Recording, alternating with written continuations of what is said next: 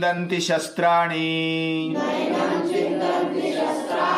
नैनं दहति पावकः न चैनं क्लेदयन्त्यापो न शोषयति मारुतः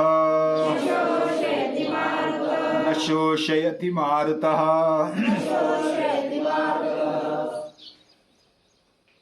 हम कहानी देख रहे हैं दारा शिकोह की। दारा शिकोह औरंगजेब का भाई था, बड़ा भाई था। उसके पिता शाहजहां, फिर उनकी पीढ़ी में अकबर और बाकी जहांगीर आदि राजा हुए। लेकिन दारा शिकोह का क्यों अभ्यास करना है? उसने वेदों का अभ्यास किया, वेदों को टिका कर रखने का पुरुषार्थ किया है उसने। मुस्लिम होने पर भी वेदों का अध्ययन किया है। वह अध्ययन करने के लिए किधर गया है? वाराणसी गया, काशी। उधर बाबा लालदास के पास गया है।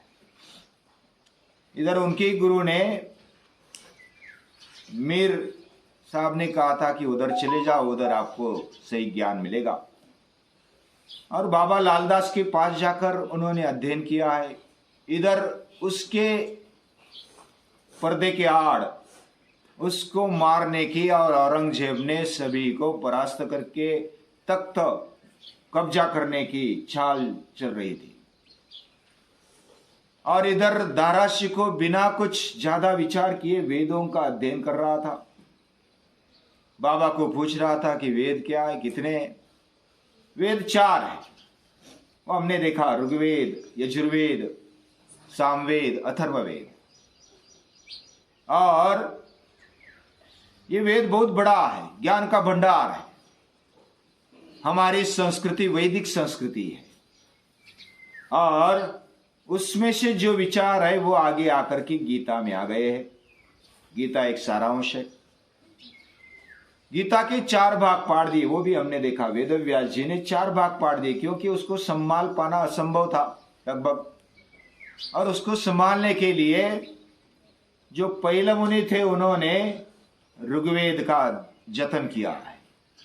जो वैशंपायन थे उन्होंने यजुर्वेद का जतन किया है। जो जैमिन थे उन्होंने सामवेद का जतन किया।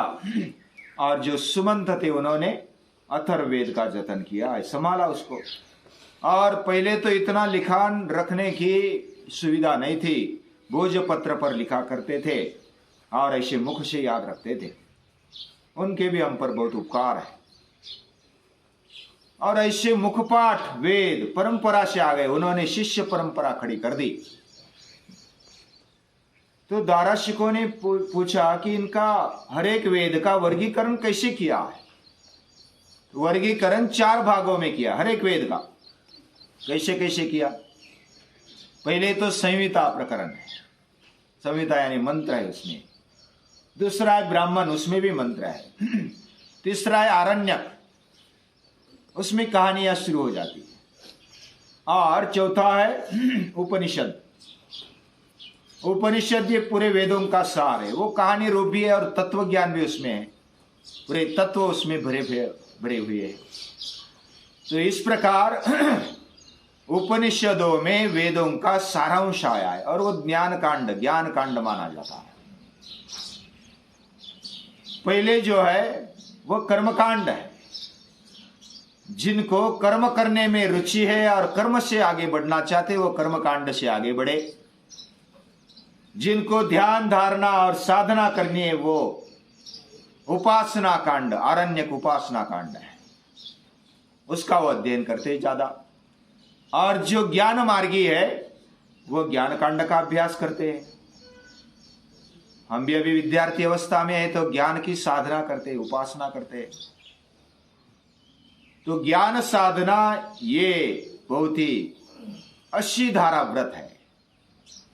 यानी जिसको ज्ञान ग्रहण करना है, पहले तो आलस्यमी मनुष्यानाम शरीरस्तु महारिपु, आलस्य मनुष्य के शरीर में रहा हुआ शत्रु है, महान शत्रु है, ऐसा समझकर उसको लताड़ना चाहिए, दूर भगाना चाहिए। पानी मार दो, कुछ भी कर दो, कुछ अपने आप को फटके मारो, लेकिन आलस्य को भगा दो, तब भी ज्ञान की साधना हो सकती है।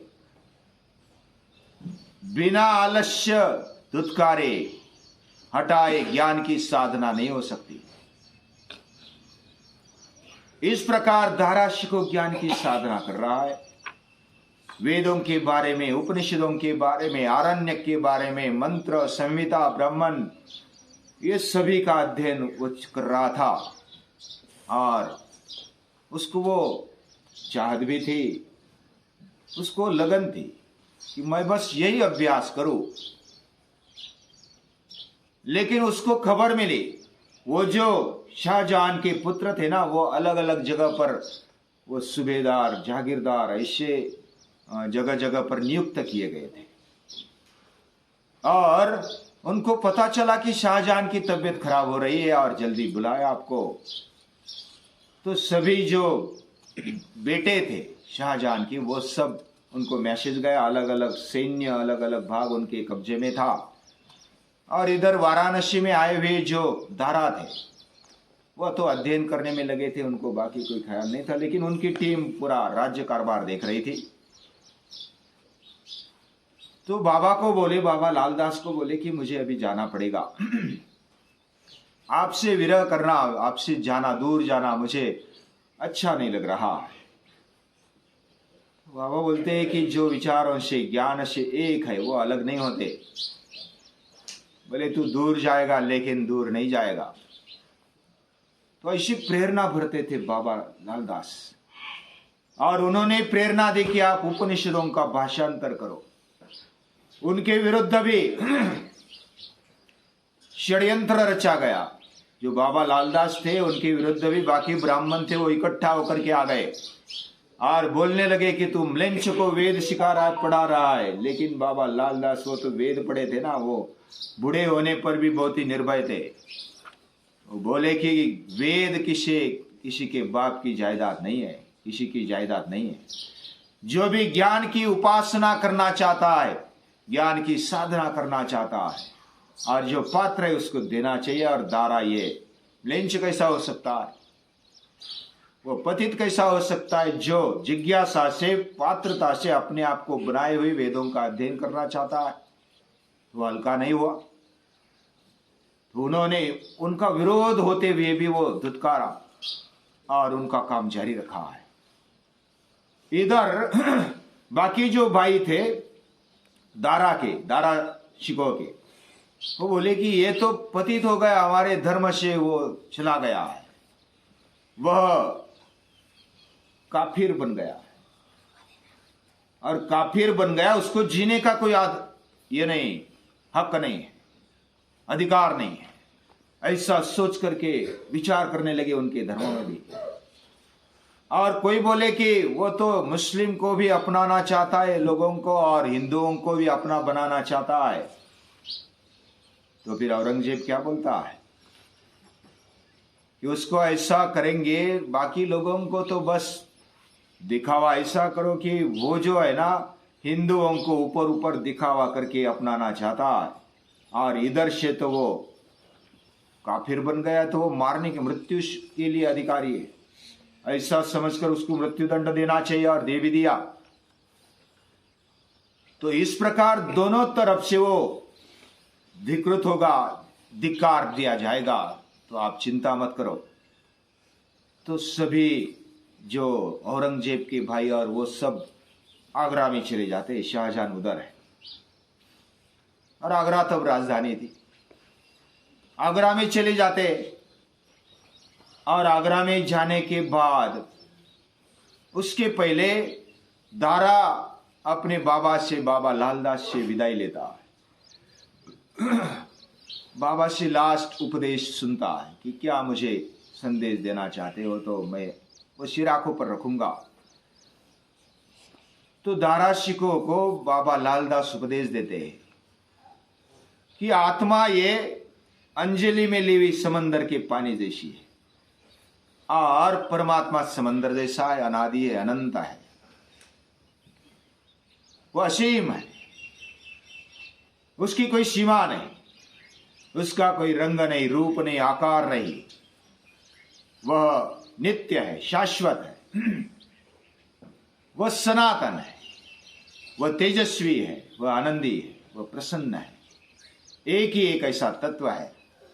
वह अंजलि में लिया हुआ पानी और समंदर में रहा हुआ पानी, उतना ही जीवात्मा और परमात्मा का फर्क है, बाकी कोई फर्क नहीं है हमारे में। तो इस तरह उपदेश दे करके वह उधर से निकल जाते हैं। ऐसे दाराशिकों ने फारसी में उपनिषदों का ट्रांसलेशन किया, भाषांतर किया। और वह जो प्रथ है वह फ्रांस में और जर्मनी में कुछ लोग आ गए, उधर वो लेकर गया है। और जर्मनी से मैक्स मुलर नाम का एक व्यक्ति था, उसको वेदों का अध्ययन मिल गया। वो पारसी का वेदों को पढ़ने के लिए ये तत्वज्ञान एक बार सुना उसने, तो उसको ऐसा लगा कि ये पढ़ना चाहिए वेद, लेकिन कहाँ पढ़ने को मिलेगा। ब्राह्मणों के पास गया, लेकिन ब्राह्मण बोले कि तू तो परदेशी है, तो अधिकारी नहीं है, तो इसको सीख नहीं सकता। वो इधर उधर भटकता रहा, लेकिन जब दाराशी को मिला तो उसने उसको सलाह दी है, अभ्यास किया है, दिया है। और अलग अलग कोई ब्राह्मण ऐसे भी थे कि उनको सहकार्य किया। वो अलग अलग भारत में घूमे मैक्स मुलर, और उनको मोक्ष मुलर कहा जाता है। यानी पूरी दुनिया में वेद फैलाने के जो कारण बने, उनमें एक है दाराशिको और दूसरे है मैक्स मुलर। और भी है ऋषि मुनि संत महंत, वो भी है। लेकिन अपने धर्म के न होने के बावजूद भी दाराशिको ने ये काम किया है, वो नमस्कारार है। वह जब उसको मैसेज दिया गया कि तुझे मारने वाले, तो भी वो डरता नहीं। नैनम चिंदंती शस्त्राणी, शस्त्र मुझे तोड़ नहीं सकता है। नैनम दहति पावक, अग्नि मुझे जला नहीं सकता है। न चैनम क्लेदयंत्यापो, पानी मुझे भिगो नहीं सकता है। न शोषयति मारुता, और ये जो हवा है, वायु है, वो मुझे सुखा नहीं सकता है। इतनी ताकत भर जाती है वेदों को पढ़ने वालों में। जिन्होंने वेद का अध्ययन छोड़ दिया, वे दुबले बने, वे दुर्बल बने, वे निराश हो गए, लाचार हो गए। और जो वेद पढ़ते हैं उनकी तेजस्विता बढ़ जाती है। गीता पढ़ करके खुमारी आ जाती है, तेजस्विता आ जाती है। किए बिना कुछ मिलता नहीं, ये गीता कहती है। साक्षात अर्जुन होने पर भी उसको उठाने की क्षमता गीता में है, वेदों में। ऐसे हमारा जीवन उठाने वाले, उसको सभी तरीके से अच्छा बनाने वाले ये वेद है। वेद ये हमारे धर्म के मूल है। वेदोखिलम धर्म मूलः, वेद धर्म के मूल है। हमारी संस्कृति वैदिक संस्कृति है। ऐसी संस्कृति को याद करके उसका सारांश उपनिषदों में है, और उपनिषदों का सारांश गीता में है। ऐसे उपनिषदों को, वेदों को, गीता माता को बारंबार नमस्कार।